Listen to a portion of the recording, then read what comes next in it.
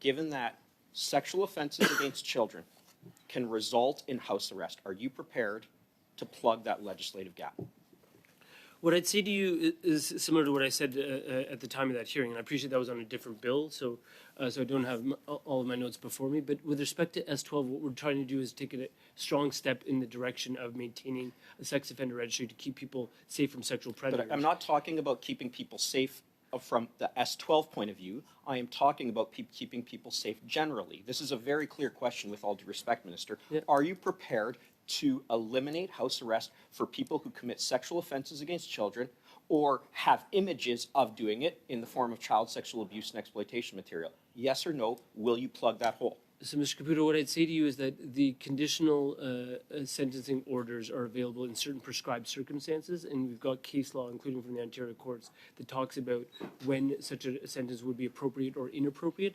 In the case of violent sexual offenses, the Ontario Court of Appeal has been pretty clear that they are not available and should not be available in such context. Well, with all due respect, Minister, I've got a number of newspaper articles here where there have been conditional sentence orders, and this is an important issue, and some people would argue that miscarriage of justice occurs when a victim who's subject to a psychological life sentence sees their abuser have house arrest. In any event, I have an article right here. House arrest for 78-year-old Niagara Falls man convicted of child pornography offenses.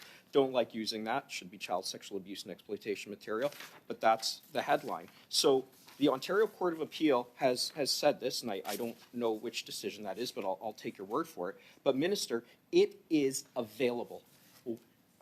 Regardless, sometimes there are exceptional circumstances, I get that, but it can happen. People are in a psychological life sentence, serving a psychological life sentence, who are victims of sexual crimes. Will you legislate so that people who commit sexual offenses against children or who have depictions of such cannot receive house arrest, yes or no? So what I'd say to you is a few things, Mr. Caputo. So is the issue of sexual offenses important? Yes, absolutely it is. Is it critically important in terms of protecting children from sexual predators? Absolutely. 100% agreement on that.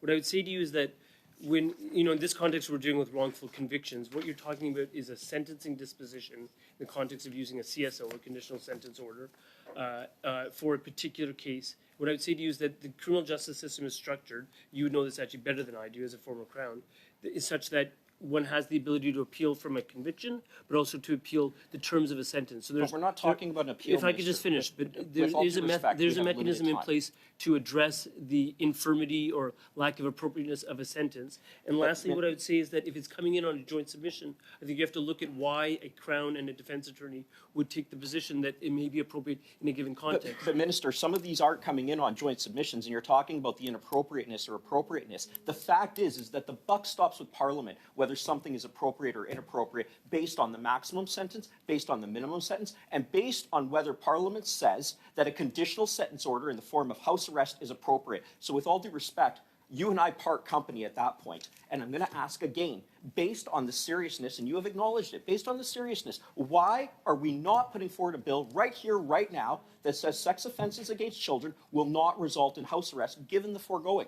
Mr. Caputo, we have a bill that's before us right now. That's not the bill you're choosing to speak about. That's the first point. Secondly, we will definitely part company if you think people in your former profession, Crown attorneys, should have their discretion fettered such that they're not permitted to put in a joint submission. Discretion every Thank you, time Mr. Caputo. we prosecute Thank you, offenses at Minister. minimum.